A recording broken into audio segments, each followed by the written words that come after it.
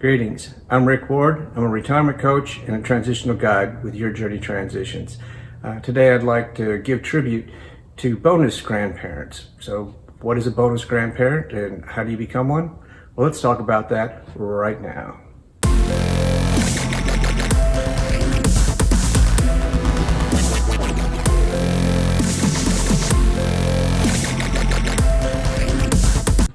So what is a bonus grandparent?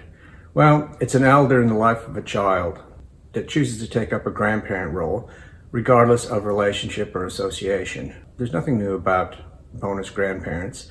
Most of us have had an elder in our life that made a positive impact on us. Someone who shared their wisdom or perhaps just shared their time. Unlike a blood grandparent, there's no perceived responsibility for the child. They make the contributions based on three factors: the benefit for the child, the benefit for the parent, and of course, the benefit for themselves. The benefit to the child is usually, and oftentimes it's a case where that child that has no grandparent on the scene or interacting with them. And they see other children have grandparents and they want that sort of relationship in their lives too. I know on occasion in the primary schools, there's Father's Day, Mother's Day, and there's a Grandparents' Days, and the children are expected to bring a grandparent along. And in some cases, they don't have a grandparent in their life. So that's when a bonus grandparent can really come in. It could be a neighbor, a friend, someone in the family, someone who could step in and voluntarily carry out the role of grandparent for that child. For the parent, it's just another avenue of support, even if the parent is already well supported by two sets of grandparents. It's another senior adult that could provide support to the child directly or to the parent directly. And this can be another positive, mature influence in the life of the parent and the life of the grandchild. Is always appreciated. The benefit to you is unique to you. You may have your own grandchildren and enjoy that role so much that you want to do that for other people. And this can be in a whole array of settings. It could be someone that you're really quite close to, or you can actually provide it to people you don't know at all at the moment. The role of bonus grandparent is as unique as the people involved. It may be a one-off interaction or a lifetime of commitment. The first time I heard of the term bonus grandparent was when my youngest son was born. I was in the hospital, in the nursery, bottle feeding my newborn son. And there was an older gentleman in there bottle feeding another child. And I asked if it was his grandchild. And he just kind of chuckled. He says, no, I'm just a bonus grandpa. He volunteered to work in the maternity ward there in the nursery, bottle feeding the babies, assisting the other midwives and nurses. He felt that he missed out on a big part of his life.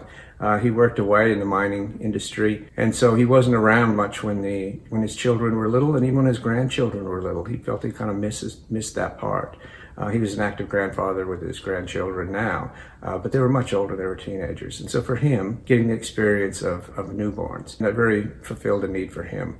And I was very impressed with that. I was struck by that. I thought, yeah, that would be something I would be interested in, even though I was just a new father myself. So after that experience, it made quite an impact on me. And over the years, I've been able to stand as a bonus parent, and on a few occasions, a bonus grandparent. And sometimes those are just one-off little babysitting at the beach or at parties while the parents can mix and enjoy and socialize with themselves. Other times, maybe attending doctor appointments. Been on cases where I've attended my granddaughter's school when she was little on a grandparent day, and there was other kids there that they didn't have a grandparent there. So I'd scooch them over to my table and I got to be their bonus granddad for the session.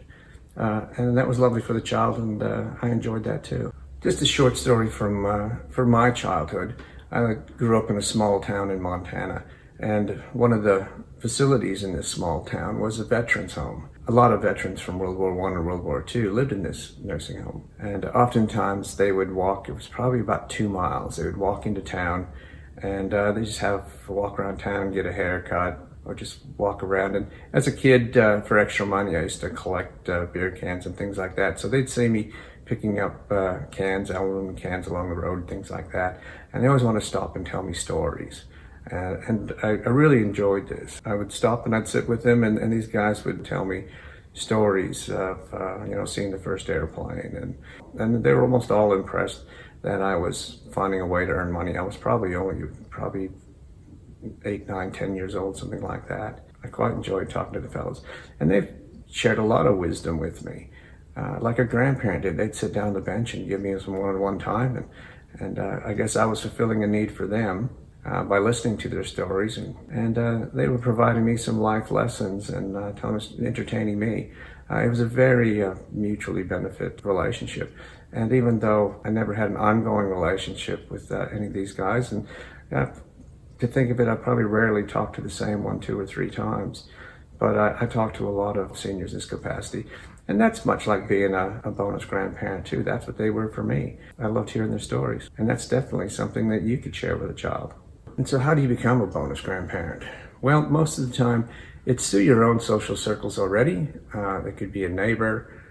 It could be friends of your children that don't have parents involved in their lives, grandparent role for their children. There's programs like the hospital that I told you about, volunteering in the nursery, volunteering in the schools. Most places, some jurisdictions, child protection services, they offer that. There's sometimes some community groups that link up seniors with young people. In most circumstances, though, if you're going to be involved in a formalized bonus grandparent role, such as child protection services or schools or churches or things like that, you'll be required to get the correct police clearance. Here in Western Australia, we have a Working with Children's police clearance. But in many cases, probably for most people, they're more informal arrangements, such as people that you've met through your church or, like I said, a neighbor or friends of your children. And those are the most common ways to become a bonus grandparent. So have a think about whether this is something that you would be interested in, whether that's formally or informally. If you don't have anyone in your social network and you really think this would be something that would bring value to your life and the life of a young person, then again, you can contact those more formalized organizations. In my case, I just keep myself open to it, and it just sort of happens organically. Is this something that resonates with you? Is this something that you'd be interested in doing? And have a good think about what sort of capacity, what sort of role that you would like to have, and what sort of commitment could you make, and whether this is formally intentional or just organically happens. It's a great opportunity to provide a significant positive impact on the life of a child, the parent, and your life as well. So please leave your thoughts and comments below.